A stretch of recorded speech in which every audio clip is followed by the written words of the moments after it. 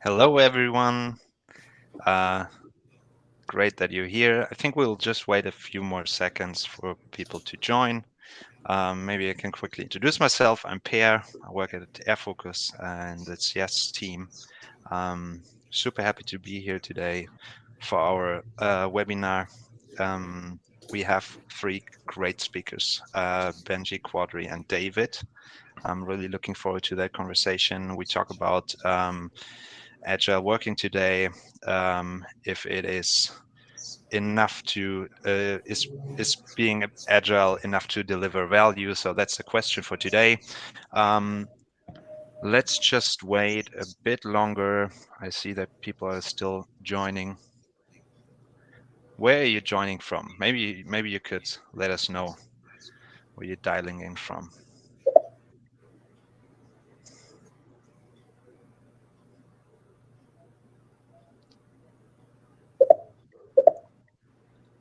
Louisiana, Colombia, nice. Brazil, hello. Hello, everyone.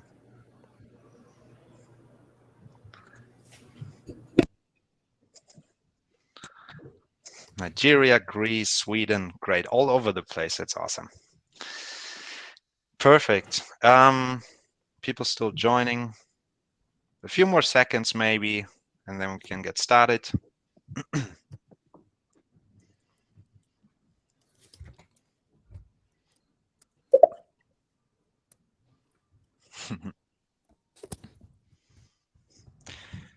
Cool. I guess let's do this. So maybe to start off, we could quickly introduce ourselves.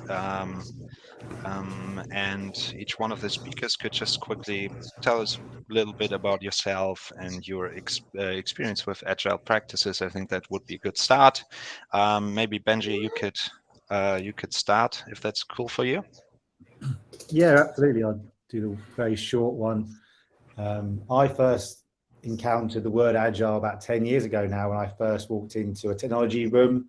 I was working for the British government at the time, a place called GDS, Government Digital Service, making public services. And I found an atmosphere of people who were wearing flip-flops and shorts and T-shirts and seemed to be getting a lot of work done, but not being too stressed about it. And then since then, I've been on a journey of being an agile coach, being a consultant in transformations, and then moving actually into product. But really what I do now as a VP of product is an awful lot of agile coaching, to be perfectly honest, of people and systems and org design and how you deliver work. So I've been doing this for about 10 years-ish now. Still loving it. Awesome. Great. Quadri, what about you? Who are you? What are you up to? Hey everyone, my name is Quadri. I'm the founder and head instructor at Product Hall, an online digital school that helps new and aspiring product managers get into product management, but also succeed in their careers as well. And also work as a senior product manager at Alchemist, managing the digital solution named eCompliance. I have 9+ years of experience as a product manager. Most of my experience with regards to working in this field has been with Agile, namely Scrum and Kanban, and I'm looking forward to discussing this and sharing insights. Great. Cool. David, what about you? So hi, I'm David. Here's some echo. Working? Can you Yeah, hear me? let's see. Now still with some echo. Let's see if now it's fine. No, it's not. Maybe you can quickly mute yourself and figure this out. I can quickly talk about how the chat functions work. I saw that most of you already found it. Dialing in from all over, that's great. There's also a question section, by the way. I wanted to mention that before we get started, so feel free whenever any questions come up to just post them there. We'll make sure to save some time at the end to answer as many questions as we can. Yes, David, can we try again? Maybe it works with headphones. Better? Didn't work. Or okay, let's just try. I hear myself still super weird. Okay. Never had that. Okay. Now it's working. Huh, funny. All right, so I'm David Pereira, coming from Brazil. I have around 12 years of experience with product management and Agile, actually. First time I heard Agile was, 12 years ago. And the truth is I had no idea what Agile is. And I used to work as a software developer in different scenarios. When I got to know Agile is because someone offered me a position as a product owner, and this person believed I could do the job. I had no idea what the job is, but the person trusts me, and I took the challenge. And since then, I have seen many things, from Brazil to Germany, from startups to giant corporations, different brands, and so on. So have been in 7 different companies as something like a product owner, product manager, product lead, head of products, and so on. I'm currently leading a product management team in Germany. And apart from that, I love sharing all the fuck ups I did and trying to help people avoid them, and sharing sites on Medium, LinkedIn, trying to help people grow into Agile and product management as well. Cool. Great to have all of you here. Maybe we could start with a first point. So now that Agile is talked about very often in the product community, what do you think are the most common misconceptions about Agile approaches in general, in your opinion? Maybe Quadri, could you start? What do you think? Sure. So I think even though Agile is talked about and continues to be talked about, one issue is that many people don't exactly know or have a proper understanding of what Agile is, right? So we'll start from there. Along with that, I think another key misconception is that Agile should be used for everything that you build. There are certain products and services, or products, for example, namely digital products, where you should use an Agile iterative approach with regards to building your digital solutions. But there are also instances where waterfall might be the best approach. So product managers shouldn't just think that just because your team is, building an Agile, that is the best approach to take. And then I think another one, which we're probably going to touch upon in some of the other questions in this discussion, is that if your team follows Agile, you'll have a successful product, which isn't necessarily the case, right? Because Agile is how your team is going about delivering the solution that has been defined, but you still need to do, discovery, need finding, understand that you're solving the right problems, and have that right solution first for your team to then go and build something that's going to solve problems and provide value for customers, users, and your business as well. Cool. Great. Benji, do you see any misconceptions around you about Agile working? What do you think? Yeah, I don't disagree with what Quadri's saying. For me, it mostly comes down to the difference between Agile mindsets, Agile principles, and Agile frameworks. I think a lot of people talk about working in an Agile way. What they really mean is they're exposed to Scrum, which is nothing wrong with that. That's totally fine. Scrum changed the world. But they start talking about, they know Agile inside out. I know what that is. We do sprints and we do stand-ups and we do those kind of things. And it's very cargo cult Agile stuff.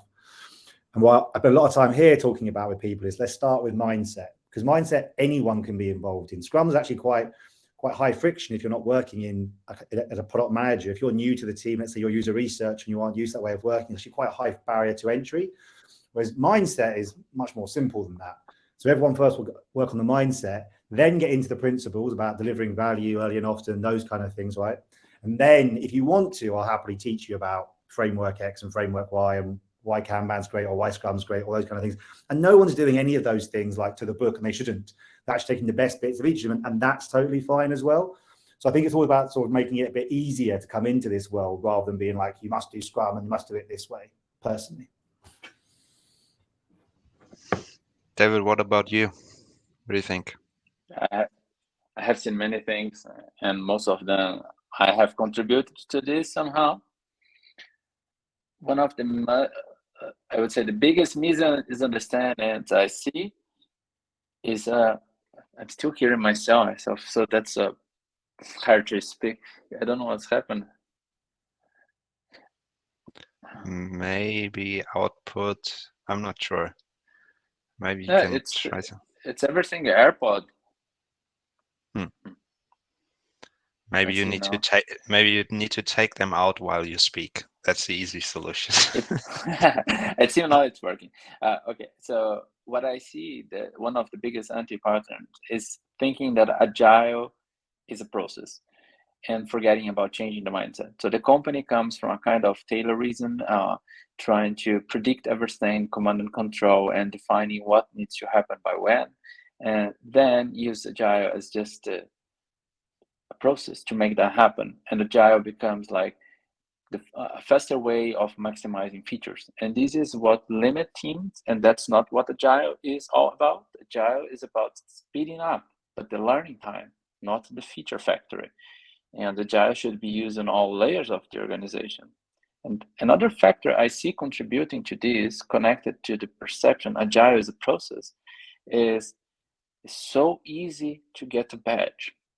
PSPO, PSM, then you become a professional Scrum Master, professional product owner in a 2-day training, and then you start doing the job, which is hard, and doesn't mean that you are ready for that, but companies take you, and you arrive in a place that is full of anti-patterns, and you just don't see that, and you cannot help the company change. That's what happened with me many times. I arrived in a place, and I thought it was fine, delivering more star points. It's a sprint by sprint, maximizing the velocity. I thought it was fine, and it's not. Great point that you made. I mean, the Agile Manifesto obviously has a strong focus on efficient output delivery, right? So, do you think its principles work as well for product management as they do for software engineering? Because I mean, maybe it could be completely different. Do you think that it works for both? Benji? Yeah, I was just re-googling to make sure I remember the manifesto well enough, and yeah, I don't see anything in here that isn't true. If anything, I would say when I put the manifesto up now, I've been putting the manifesto up on slides for 10 years nearly, or maybe call it 7 years. When I first did it, there was an awful lot of debate about the different things put in there. Now, when I put it up, I work in quite a young company, both in terms of the age demographic and in terms of the age of the organization. We're 6 years old as an organization. And so any company that's been born in the last kind of 10 years really already started with those principles. It's pretty rare to find one that isn't working in that way. They might not use those words. Like no one here has ever uses the word agile out loud. It's not a word that's used here. But say the way we're working really responds to that manifesto. So I think it's almost like if you're in a young organization, the war got won before even you were born. Whereas when I do step foot into other organizations, I used to work in UK government, I've worked in big organizations before, big banks, those kind of things, then it's very different. There's an army of coaches and people and evangelists who are trying to sort of win those wars as well around working software with documentation and that kind of stuff. And there's still a lot of people's job, as David mentioned, it's more around output than outcomes, right? It's like, my job is to do the document. It doesn't matter whether the document's the right thing or not. That's my job. I'm going to do my part of the value chain. But in small organizations that really already built around cross-functional teams, that's just not really an ethos that can exist or has been allowed to exist. So I think the manifesto's still relevant, but really from my point of view, it's not a thing I have to hark back on too much. Does that help? Sure. Quadri, what do you think? Software engineering, product management. I think it does work well for product managers and product management because, of course, engineers are one of the key stakeholders that product managers work with on a recurring basis, right?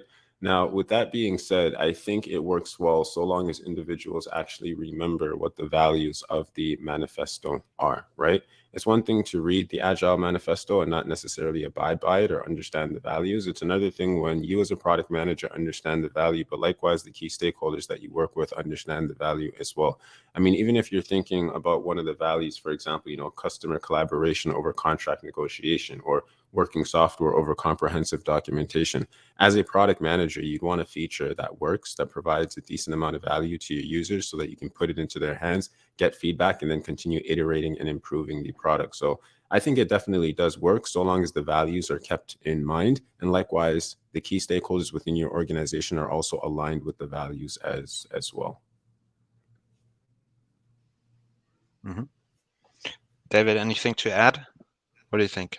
I think I'm the outlier here. I have a very strong opinion about the Agile Manifesto. I don't think it works anymore. For me, it's simple. It was created by developer for developers. And for example, just to look at one of the principles, working software is the primary measure of progress. I don't think that. You can have a lot of features, they are working, but they may not create any value. If you look also to another principle, it says that business people and developers must work together daily through the project. That may make sense if you think about it, but what about the customer? Because today, if I look and you put a lot of stakeholders together with developers, I know what's going to happen. A lot of features that stakeholders love and users don't care about it. And I challenged the Agile Manifesto. It was created 20 years ago, as I said, by developers for developers. And I claim that I've written extensively about it. I think it's outdated. I think we need a product manifesto. And that's the reason I got together with product leaders in Europe and also USA. And we created an Agile product manifesto, we say, because that is created by product people for product people. And we try to put together what helps us, because I have been following Agile Manifesto for years, and it was not providing enough guidance to me. Because what you mentioned, Quadri, it resonated with me. You need to keep the value in mind. So if you need to keep the value in mind, then it's missing something. And I wanted something to help us challenge and just help business and teams see differently. So that's the reason I believe that the Agile Manifesto is not a fit for product management. And that's why I got together with some people and crafted an Agile product manifesto. And we have been using this for the last months. It was born like recently, 1st of June. But that's what we believe it would help more product people than Agile Manifesto. Not saying that Agile Manifesto is bad. It did a great job, but now I need something more connected to our current challenge, which is delivering value. Benji, I see that you want to say something about this. Yeah, I'm not against having more manifestos in the world, but I think to say that it doesn't work is a bit of a stretch. You mentioned there one of the values in it was working software, and I see you've then gone to, well, don't be a feature factory. No one's arguing for that, but you kind of cheated a little bit because it says working software over documentation, which I think is a war that was won or is still being won and continues to be really important. Because yes, it's not just enough to build the right feature, but to move from the world where we were having people who are business analysts writing 30-page requirements documents in a different building to the team that was then actually doing the work, we've come an awful long way and had a really big impact on that. Whether now it's kind of had its usage, and now, as you say, there's need for more manifestos, I think that's great. One thing I would be really cautious of, though, if you're going to build your own manifesto, is by saying like it's built by product people for product people. I'm not sure I like most product people. I'm not sure I want a manifesto written by product people, to be perfectly honest. I think my experience of like Agile people, I go to a meetup, is everyone super lovely and wants to give you a hug, whereas everyone at a product meetup wants to try and fix your life and tell you how you can use a product way of working better for your own life. And so I think it's all very well to say we need to extend the Agile Manifesto into the modern era for how we're doing software now, because that actually isn't a guide anymore. Some of those wars have been won. I'll be really quite careful about how you join those two up, personally. Maybe we could dig a bit deeper here, Benji. When you say, like, okay, let's go back to the whole point of this webinar today. Like, is being agile enough to deliver value, right? Why or why not? And what do you think could be missing that it delivers value? I mean, you first have to find what be. I don't think you can be agile, first of all. Right. So I think it's all a bit slightly flawed in that regard. I guess that's the point of the question a little bit. I don't think there's a badge that says I am agile and I'm not agile. Like, it doesn't mean anything. In terms of whether or not things like the manifesto help you deliver value, or agile principles or agile frameworks, yeah, of course they can help. Like, if everyone uses Kanban in the world, we'd probably deliver more value overall. I can feel reasonably confident saying that from where we are today. It's a very simple thing to pick up as an individual, as a team, even just working with a team that hasn't got a clear visualization of their work in progress. Pack a post-it notes, build a Kanban. Everyone goes, oh shit, I didn't know you were working on that, Tony. That's really useful. I now know that. Instant value being added by that thing. And it's simple. Is it enough to deliver value? No one thing is enough to deliver any value. All the things that David and Quadri have said around spending more time with your customers and doing discovery, unless you do the full product development cycle, you haven't got a chance of building a product that actually delivers value, especially if you're in a reasonably mature organization, because all the quick wins have probably been done already. You're looking more at much more nuanced discussions. So no, it's not enough on its own. What's missing? All kinds of stuff, all the people stuff, right? And Manifesto and Agile principles and Agile frameworks are all really, how do we get humans to work together to maximize their value collectively, right? It's all based around cross-functional teams, which the whole point is the sum of the parts is greater than individuals. That's the whole point of where we work in teams.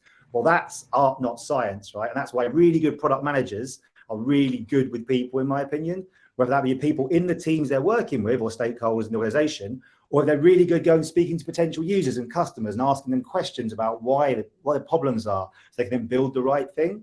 I think in the modern era, if you're not a people person in product, I think you'll struggle.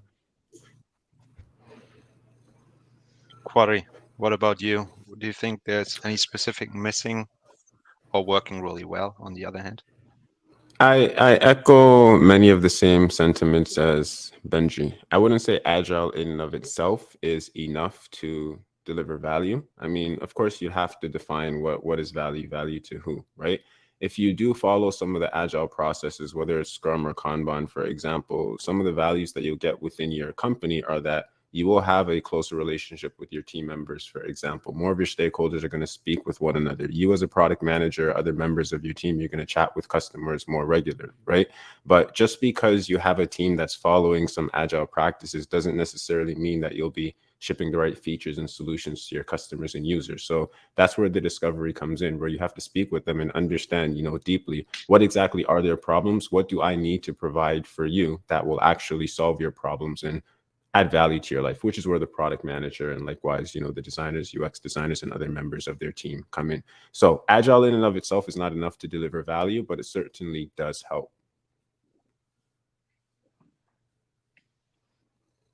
David, what about you?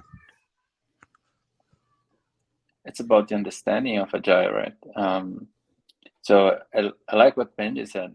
You cannot get a badge and say, I'm Agile right now. So, and I think that's the trap. I say, like many people do Scrum or Kanban or use something called SAFe, so to say, the scale, the framework. I call it the undercover waterfall agent, but that's my perspective. But I think the trap is misunderstanding Agile as a process. And people ask, how can I be Agile? Start by shifting your mindset, and I think that is the key, but won't be enough. Still, you still need to have solid product management practices to create value. So for example, how is your discovery process? How often do you talk to customers? How do you identify their pains or their needs and also their desires? How do you map the opportunities? How do you prioritize? How do you measure value? And so on and so on. And Agile won't provide answers for this. It may create an environment where the conversations can happen. And that is fundamental. Without that, easily you will fall short. But the thing is, a lot of people nowadays are searching for a silver bullet, and there isn't. There is no single silver bullet. You need to get comfortable with the uncomfortable. So that's how it is being a product professional, so to say. I think all three of you in the last 10 years worked in product teams, with product teams. What would be interesting for me is maybe, do you have some examples where adopting agile like an agile approach gone wrong? And do you have any examples or explanation how these mistakes could have been avoided from the PM, but also from the higher ups in the company? Maybe Quadri, do you have any experiences with that? One of the things I've noticed in my career, so two different experiences, right? once when I was a contract product manager for an organization, and I'd have various customers and clients that I'd work with, and they would have products that they wanted built, right? And we would, of course, follow agile practices to build them, but these products weren't necessarily successful because even though we followed the agile process, going back to what David mentioned, you still need that strategic mindset, because even myself, I wasn't more of a product manager in this role, but more of a project manager. So they thought they had great solutions to some of the problems that they've identified, but even upon providing those solutions to their customers and their users, they didn't necessarily have the best product mindset to continue to improve these features and the products that they had to make it successful. So again, it's not just about the delivery approach that you follow, but you need that product management mindset. You need the strategy piece to understand, are you solving the right problems? How do you take customer feedback, gather insights from it, and then continue to provide more value? One other issue that I've noticed, and this goes back to what Benji mentioned earlier, is I've had cases in, organizations where I worked for, one company where the engineering manager wanted the team to, have more velocity with regards to their output. So we hire a Scrum master, for example, team starts implementing Scrum, but as the work is being done, many of the individuals that were on the team didn't have a proper understanding of Scrum. They never had a proper understanding of the agile processes. So the processes are being changed. The developers and other individuals on the team are starting to modify the way in which they're working, but not everyone on the team had the right mindset with regards to what are we doing, why are we doing this, and how are these changes actually going to assist us as an organization. And I think it's extremely important that for a change such as this, where teams are working together and you're modifying the way in which everyone is working, everyone should be aligned with regards to what are we doing and why. David? I have many stories of why it's gone wrong. I will share one. We used to work in a traditional framework. So I was one of the business analysts, and what Benji said about requirements of 30 pages, I was one of them. So I wrote requirements of 30 pages, 40 pages, and so on, got approved, and sent that to developers. And that's how we worked, and we decided to be agile. So what we've done, we got ourselves certified, and I got back then first Scrum Master certificate, and to understand this thing, and then also my manager, and then he said, no, you're going to be the product owner. So all business analysts became product owners, so to say. And what did we do? So actually, we tried to implement Agile from inside. We didn't get a coach. We thought we get a certificate and so on, just try to do. We mainly decompose how we used to work into sprint. So for example, I still wrote the documentation of 30 pages. The thing is, I just reduced that to fit a sprint. And the Scrum says the sprint can be up to 4 weeks. So we made a 4-week sprint, and then every 4 weeks we would have what we called as a big table of decision, and we will get together with all the stakeholders and decide what goes next. And then we would commit to that. We were just a faster waterfall, a kind of a water scrum fall. That's what we did. And it was not a lot of different than what we were doing. My learning from that is simple. If you want to go on agile transformation, you need to understand it is a journey and it takes a while, and you need support. You need someone who has been there, done that, got even the t-shirt already, can explain you everything. So you need someone who has the experience to take you on a journey, and this person should be able to look where you are and get you step by step, and then help you get there. And it's just don't try to do it on your own, because for me, for example, when I've thought about writing user stories, I know user stories are not mandatory in Scrum, but I knew that back then, but it was for me just illogical. Why would I write that? How can developers implement this? No, I need to tell them what to do. It's my responsibility to make the calls on the solution they implement. It took me a while to understand, actually, I should figure out which problems to solve and with the team come up with a solution for the problems. It was not how it worked. So don't try to do it alone, and accept it will take a while. Benji, did you make any like similar experiences? Yeah, loads of fails experiences, right? I'm sure in all kinds of ways, especially if you've ever been a transformation consultant, you have some wins and some losses for sure, because that's always a really challenging task. I'll probably share a couple of examples. One, I actually did a transformation for a company where the company was very chaotic, best way of describing it. It didn't need to be. They weren't really in a fast-moving industry, actually. They're mostly producing courses around IT. As each course took like 9 months to build and go live. So actually, the shortening that cycle time down was the most important thing for that business, going from taking 9 months to 6 months, because the industry moves really quickly, and whoever gets the content out first often wins in some scenarios. And so for them, it was all about visualizing work, building Kanbans, the usual stuff. I think my friend Cliff in the Flight Levels Academy now makes the industry out of doing just that.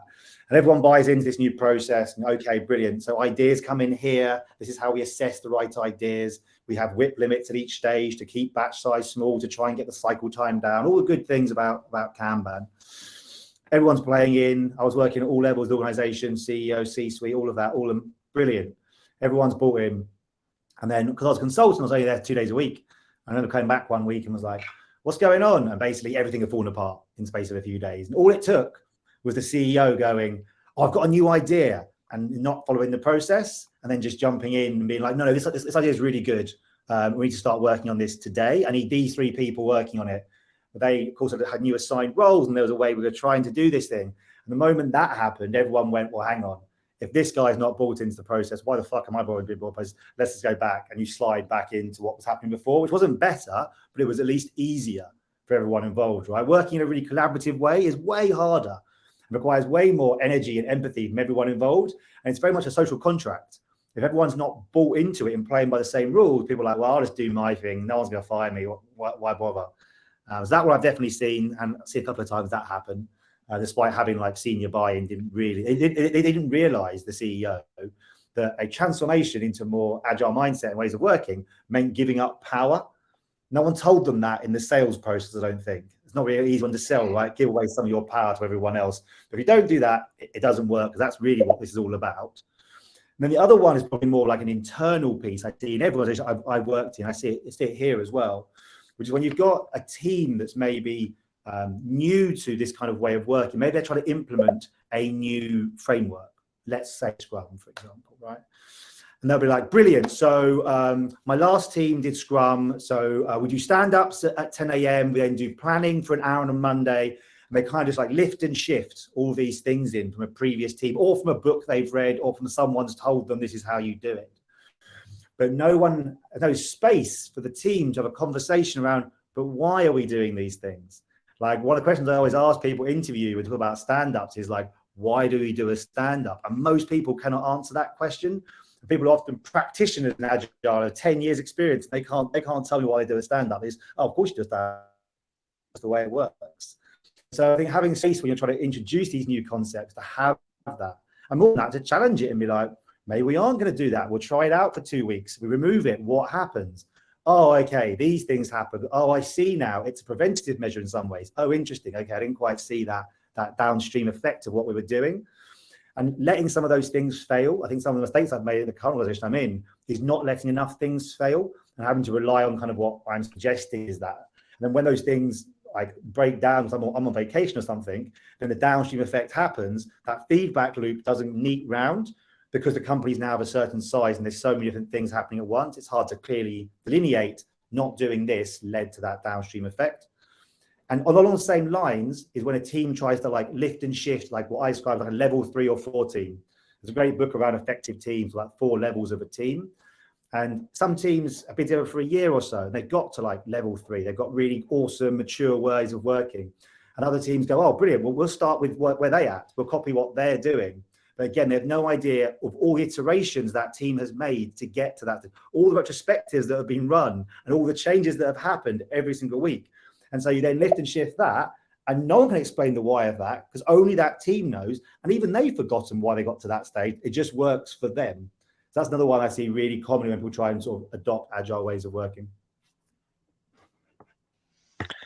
I know I said that we would answer the questions afterwards, but I think we have one that fits so perfectly because you pretty much already answered it, Benji. How do you provide an agile mindset to the team, CEO, and different stakeholders? Maybe we could just quickly talk about that. It's pretty much what you just said. From the other guys, maybe David, do you have any ideas? I mean, you already also mentioned step by step, understand the situation, but any more tips that you can give? What do you think? I think it starts small. That is one of the most important. So in any kind of transformation, don't try doing a big bang. So start small. Like I know there will be resistance from the C-suite. That is clear because it is unknown. And as human beings, we hate the unknown because that gives us no security that we will survive. So we don't know we are going to survive. We want to remain in control. And what I have found useful is saying, let's make it with one team, 4 people, no big deal. But they will be fully empowered from end to end. Point them a direction, what to achieve, give them just a business outcome. And then we continuously exchange, and then we see how it goes. And then that will create confidence. And then they will see, so I can spend more time finding the right business outcomes. And then I can trust this team and get closer and exchange later on which product outcomes will make more sense. So I think this is what has helped me because I used to try convincing people. You can't convince people. People only learn from experience. I think what you can try is to help them take a risk on their mind that they accept. And they may accept a risk with a small team. They won't accept the risk with the whole company. Quadri, do you have any tips, like how you approach this usually? For a CEO or other business executives or stakeholders, I think it's important to understand what are the key goals that they're trying to accomplish. And then along with that, helping them understand why an agile approach is better than whatever approach that they're currently following, and just helping them to see, if we change things in this way, here are the goals that you're going to be able to accomplish as a CEO, as a business executive for your department and for your entire company and teams overall. So just understand if they do have hesitancies, what are those hesitancies? And then, of course, helping them to see the picture with regards to how things will improve once they adapt to agile processes. Benji, do you have anything to add? You just talked about it already. No, I think Quadri said's really, really spot on, and David too. Like, what's in it for them, right? At the end of the day, no one changes for the fun of it. Like, there has to be a reason why you want to change. A lot of transformations, and mostly the business is struggling, and they see agile as the way to like solve that because it's a thing to do, right? You can throw money at it and hopefully it will save the company or make it better or whatever else, and you get into those really fun spirals that company get into. But if you can make it align with what they want to see, especially right at the start of this, both David, what you mentioned about getting products out to market faster, right? We all know about slicing things down to MVPs, etc. Well, that's normally a thing that a CEO wants to see, right? He wants to see his products out in the market faster. Does a CEO know about the fact that, okay, well, that means there's going to be iteration. Once it's out there, there's loads more development to do? Probably not. That's always a really challenging one, not just shipping the MVP and moving on to the next thing. But at least you've got an in there where you can maybe start to win some value and some buy-in. But I truly believe unless like senior executives have like lived and breathed a product team at some point, they're going to find it really hard to understand what you're even talking about. Whereas if they have, then you've got a chance. And even sounds really stupid. I haven't managed to do this yet, but like getting them to try and embed in the teams for a while. I do this on really small bits, like I make them come to stand-ups or planning sessions, or like at least come and like experience what we're talking about and the ways of working we're trying to establish across a business. So at least they get a flavor for what we're talking about with agile ways of working, even just like product management in many ways. Cool, great. As you can imagine, for me, it would be also super useful to maybe learn a bit about, now we talked about how to help with the transformation and the framework itself or the approach itself. But do you have any, what do you think about tools like implementing tools, like really giving them practices, like real hands-on stuff to do their job as well as possible. Like, is it fair to say that product tools are essential? What do you think about that? Quadri, do you have any ideas, or is it? No, I do think product tools are extremely essential, right? Because especially as a product manager, you're working with your team on a regular basis, your developers, of course, who you're working on implementing the solutions that have been defined with these agile processes, right? Now, there are multiple tools that are available, and generally the tools that product managers use are more in line with the tools that their stakeholders use, whether it's Jira, for example, or tools for customer success, capturing support tickets, et cetera, et cetera. So when it comes to product management tools in general, some things that I look for or try to ensure that, number one, with regards to the stakeholders that you're working with, you have a good understanding of how are they going to be using these tools and what are their needs. And then along with that, the tool is very easy to use. But on this topic, I think one thing that's key, keeping in mind what your key roles and responsibilities are as a product manager, because for product managers, delivery is extremely important, but you can't forget about the strategy side, right? What are the problems you're solving based off the feedback that you've received? And how are you defining solutions to basically get the right outcomes for your organization? So whatever tools you have, you should have the ability to integrate them with the tools that your development team may be using. But along with that, being able to tie the output of your team to the outcomes that you're driving for your product, for your customers, and for your business as well. Benji, what about you? Any favorites, or is it doesn't matter?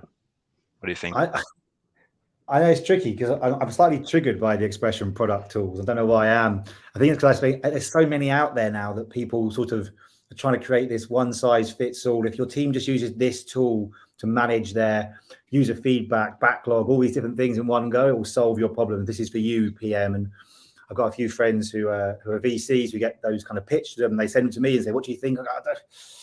I don't think we need most of these things.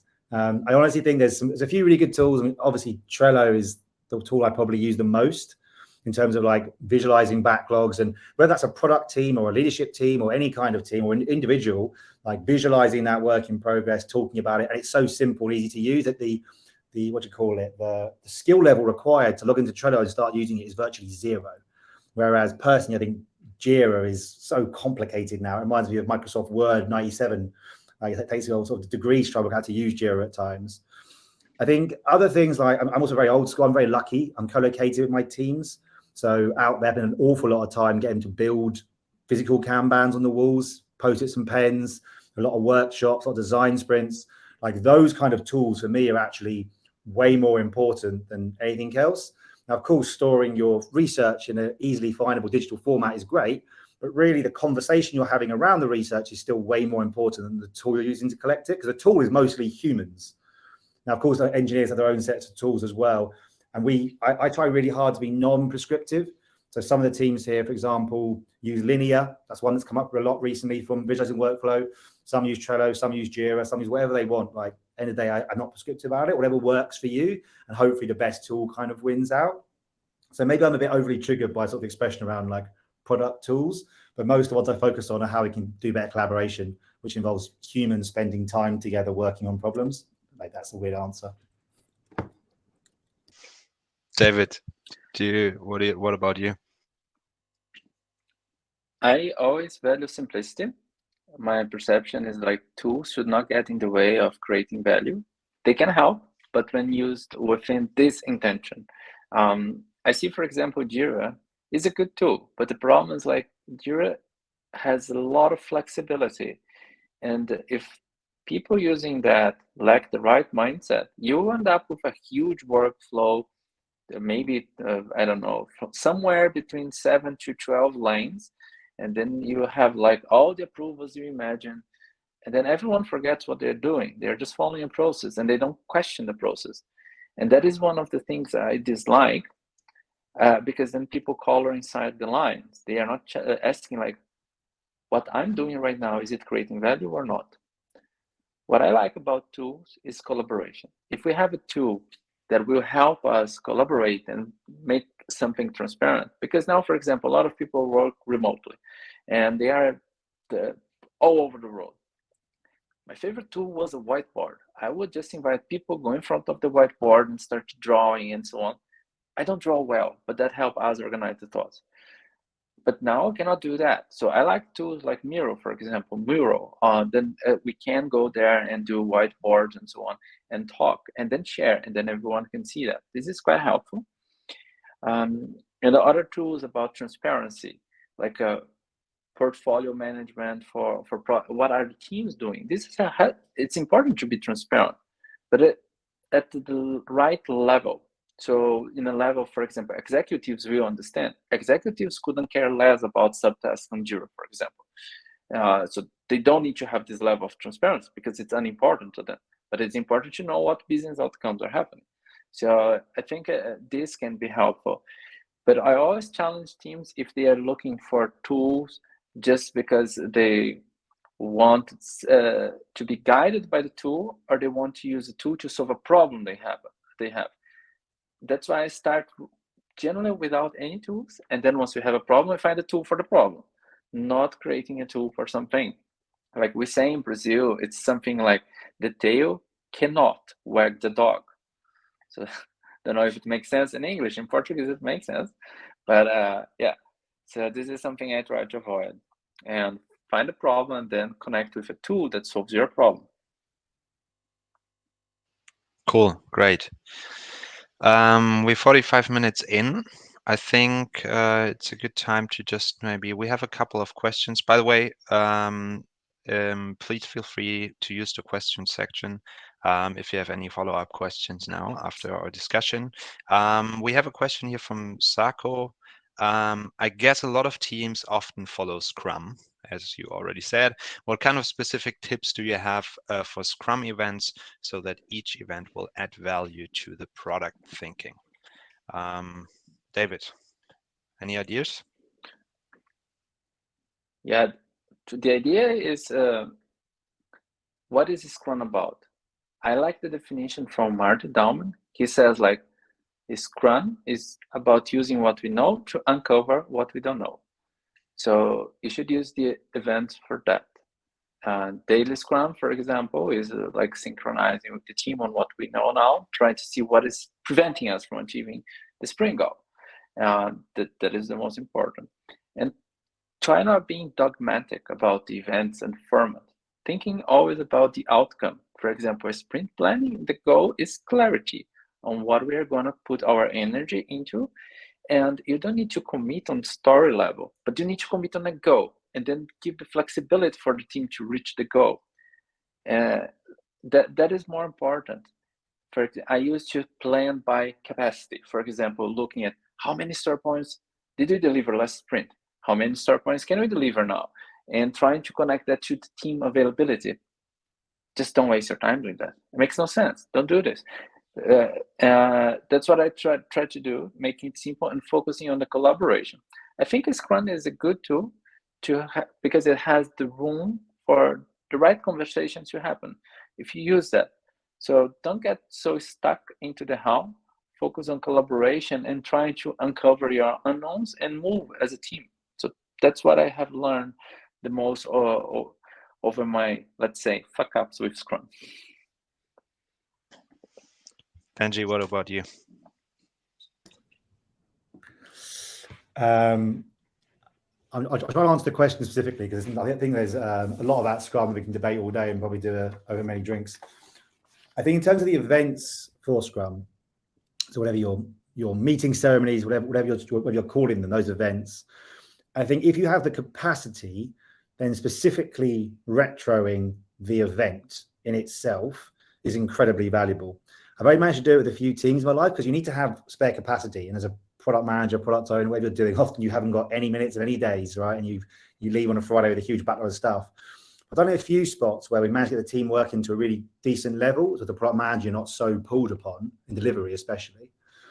And actually, after, let's say, having a demo or a planning session, actually straight after that, have a retrospective just on how that session went.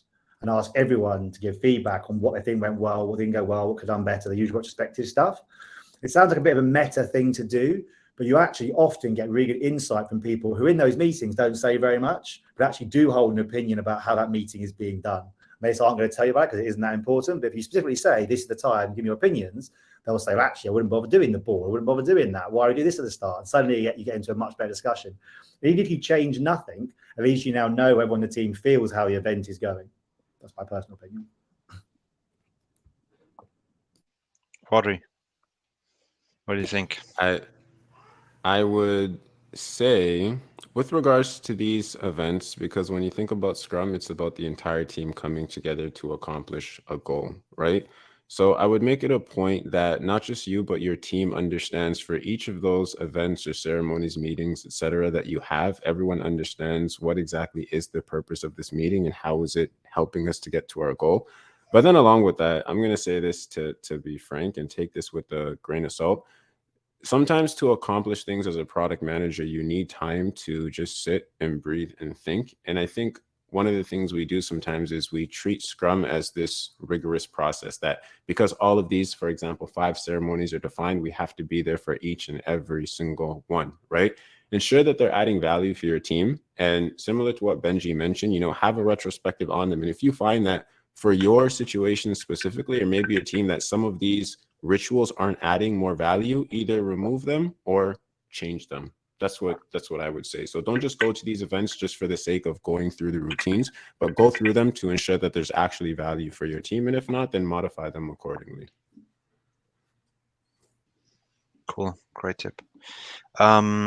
I have one more that I would like to ask. We have a few minutes left from Ian. When or in which context that's a hard one, I think. When or in which context do you think Agile is not the optimal process for product management?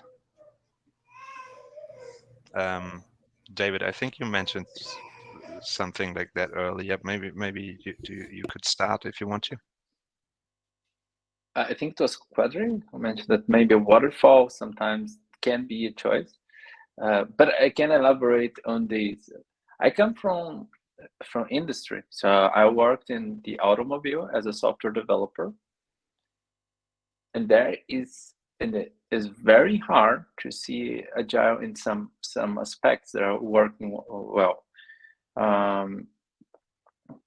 because many things there were connected with laws and connected with many other aspects and so on.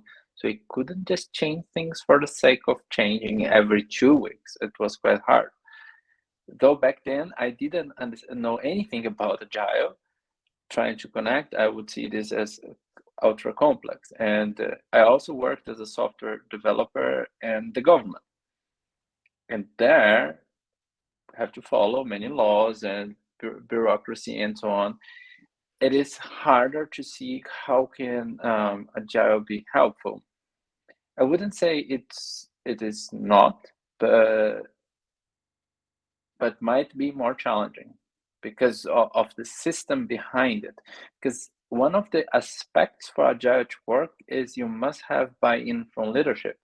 But if you are working on the government, who is going to have the buy-in? How is it going to be? And so on.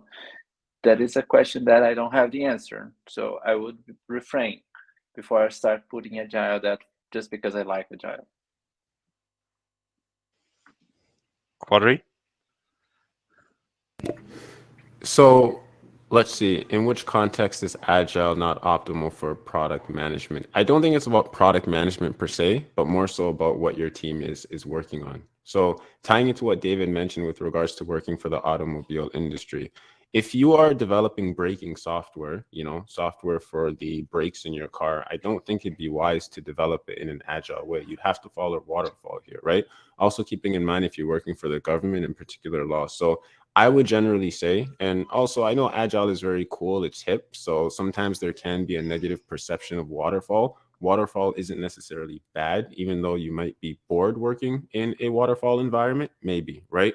But when your requirements are 100% crystal clear and you know that they're definitely not going to change and it's mission critical software, waterfall generally makes sense than following an Agile approach. Benji?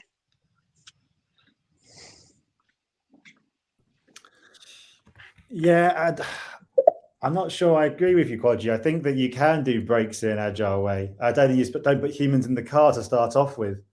I think there's some great stuff around, like maybe agile is the wrong word to use here, but certainly around trial and error and honesty about that. And that is really a lot of what the agile mindset's about. It's about being honest about trial and error, and that is actually a way to solve a lot of problems. There's a great book by Tim Harford around that, the behavioral economist, around how they create nozzles. And they create 10 different nozzles, and they use them for real, and they see which one was the best one, then create 10 versions of that one, just trial and error, but really, really quick going through it. And so I think as long as you have that mindset, I think you can probably apply that to majority of things. I mean, even bridges, I did civil engineering at university, you still build a small version of it and test out all the stress of it before you build the big one. You don't just go straight in and build it. So I think that the mindset of agile ways of working I'd apply to anything. But yeah, frameworks like Scrum, or you mentioned Scale Agile Framework, which I think is snake oil, but anyway, that's one other day. Like those, yeah, much more specific to certain organizations and certain problems. We have one more. We have 4 minutes left, so Ahmad just asked, Kanban favors cross collaboration from people from different departments over Scrum. Would you say Kanban is more favorable way to deliver value over Scrum, or what is your take on these two delivery methods? Sorry, Benji. So I mentioned this earlier. I don't think anyone is doing Kanban or doing Scrum in the official sense of the word. I think everyone's doing a version of all of them, including XP and a bunch of other frameworks, to be perfectly honest, because that's where you should do it. You absolutely should like understand why people chose that way of doing, and then adapt it for your own ways of working. I wouldn't personally state that Kanban favors cross collaboration more than Scrum. I think it really depends on the organization, how that's chosen to work, how you set teams up, and all kinds of other things as part of that. I certainly think that Kanban overlaid with like Scrum ceremonies is a really good place to start for most teams. And when I say Kanban, I mean very simple version of Kanban, like what's in progress, what's coming up next, and what have we just finished, right? 3 columns. Start with that, with some just stand-ups and whatever else that you talked about, and do it.